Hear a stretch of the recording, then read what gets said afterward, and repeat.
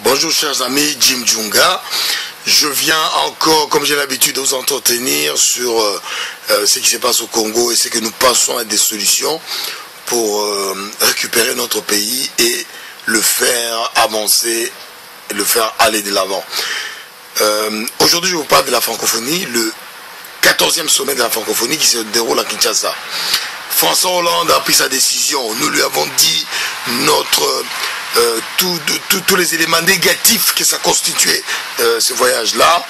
Il a pris sa décision politique pour aller à Kinshasa, à l'instar de ce que n'a pas fait Winston Churchill en 1940. Alors vous imaginez en 1940 Winston Churchill qui serait parti visiter le régime vichiste de la France libre, mais le monde ne serait pas aujourd'hui ce qu'il est.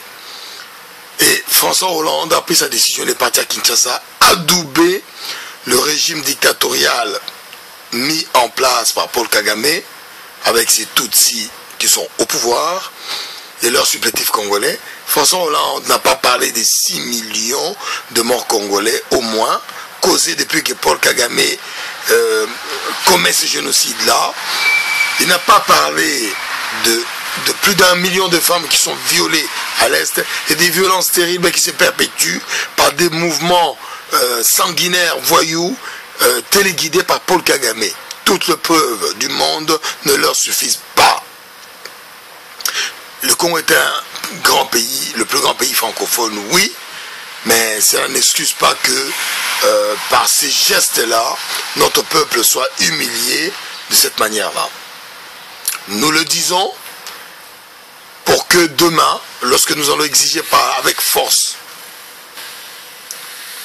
toutes les réponses des personnes qui ont trempé dans cette affaire-là, lorsque nous allons prendre toutes les décisions nécessaires par la justice pour mettre tous ces gens-là hors d'état de nuire, je pense que le monde aura des éléments sur lesquels il pourrait tenir pour nous parler, parce que nous ne le ferons pas sans que chacun de nous soit conscient, comme c'est le cas aujourd'hui, de ce qui se passe au Congo.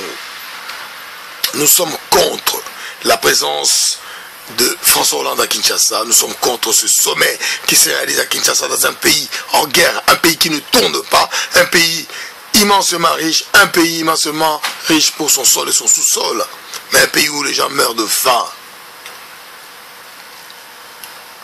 François Hollande ne doit pas oublier que Paul Kagame a décidé de développer son pays en pillant, comme on dit, la prévarication du patrimoine congolais. Et ces éléments-là nous font dire que nous ne pouvons pas soutenir cette présence à Kinshasa, qui donne une certaine légitimité internationale au régime de alias Kabila et de ses supplétifs congolais. Le régime vichiste a eu une fin dans des conditions, dans les modalités que nous connaissons, et ce sont ces modalités-là qui seront appliquées au régime vichiste de Kinshasa.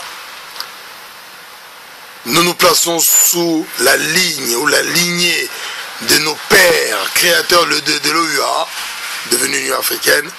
Nous nous plaçons sur la ligne ou la lignée de Patrice Emery Lumumba pour construire un Congo, un beau Congo, disponible pour ses enfants et capable de travailler avec ses amis dans les meilleures conditions. Vive la République démocratique du Congo. Vive le Congo. Merci.